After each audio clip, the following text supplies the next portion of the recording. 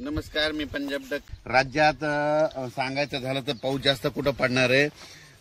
वर्धा, नागपूर, भंडारा, गोंदिया, चंद्रपूर, यवतमाळ, नांदेड, हिंगोली, त्याच्यानंतर परभणी, त्याच्यानंतर बीड जिल्हा, लातूर जिल्हा, जालना जिल्हा, संभाजीनगर, बुलढाणा जिल्हा, अकोला, अमरावती, हिंगोली, वाशिम. म्हणजे गणपती आपलं श्रीचं आगमन पासून ते 5 तारखेपर्यंत विसर्जनापर्यंत ह्या पट्ट्यामध्ये दररोज वेगवेगळ्या भागात दररोज पाऊस सुरू राहणार आहे.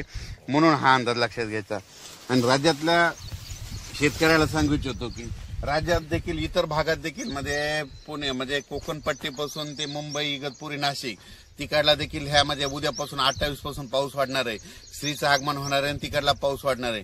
सातारा, सांगली, सोलापूर, कोल्हापूर तिकडे देखील काय होणार आहे? श्रीचं आगमन झालं की तिकडे देखील पाऊस वाढणार आहे. म्हणून बीड जिल्ह्यात देखील वाढणार आहे, कडा आष्टीकडे पडणार आहे, अहिल्यानगरकडे देखील पडणार आहे, जळगाव जिल्ह्यात देखील पडणार आहे, धुळे जिल्ह्यात देखील पडणार आहे, नंदुरबार जिल्ह्यात देखील पडणार आहे, नाशिककडे पडणार आहे, इगतपुरीकडे जरा तिकडचा दररोज चालूच राहील. म्हणून हे लक्षात येतं.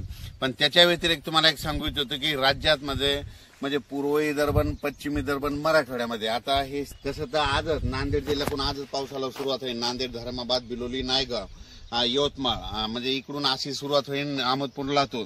तर ते काय होणार आहे तुम्हाला सांगतो. आजपासून ते 5 तारखेपर्यंत दररोज मराठवाड्यात, पूर्व विदर्भ, पश्चिम विदर्भ, मराठवाड्यात ते 7 जिल्हे आणि त्याच्यानंतर 11 जिल्हे, 16-17 जिल्ह्यात मात्र आता हे पाऊस जास्त राहणार आहे.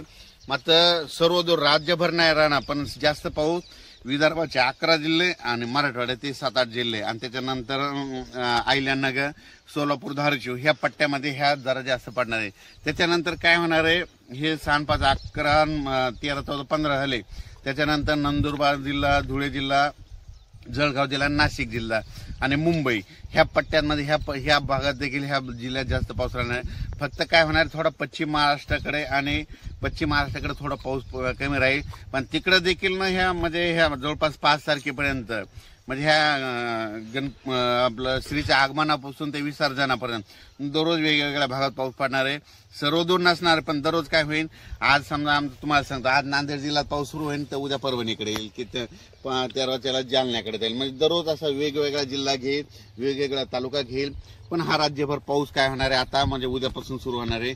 आज दुपारपर्यंत काय होईल? थोडं सूर्यदर्शन होईल.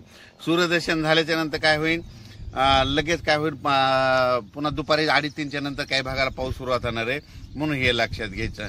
पण राज्यात मात्र सांगायचं झालं तर म्हणजे हे उद्या म्हणजे 27 तारखेपासून 27 ऑगस्ट ते जवळपास 5 सप्टेंबरच्या दरम्यान दररोज वेगवेगळ्या भागात विखुरलेला स्वरूपाचा पाऊस पडणार आहे.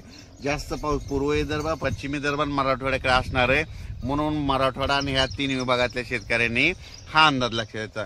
फक्त मग त्याचा पावसाचा जोर कुठं पश्चिम महाराष्ट्राकडे कमी राहील, तिकडे देखील पाऊस पडणार आहे. पण काय होणार? थोडाफार कमी प्रमाणात राहणार आहे. म्हणून हा अंदाज लक्षात घ्यायचा.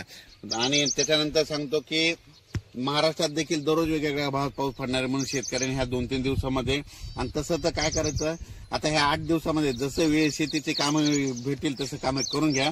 म्हणून ही अंदाज लक्षात घ्या. पण राज्यात मात्र जास्त पाऊस आता मराठवाडा आणि विदर्भ, नंदुरबार, धुळे, जळगाव ह्या पट्ट्यात राहणार आहे. म्हणून हा अंदाज लक्षात. याचा एक व्हिडिओ परत सविस्तर उद्याच्याला दिला जाईल. धन्यवाद.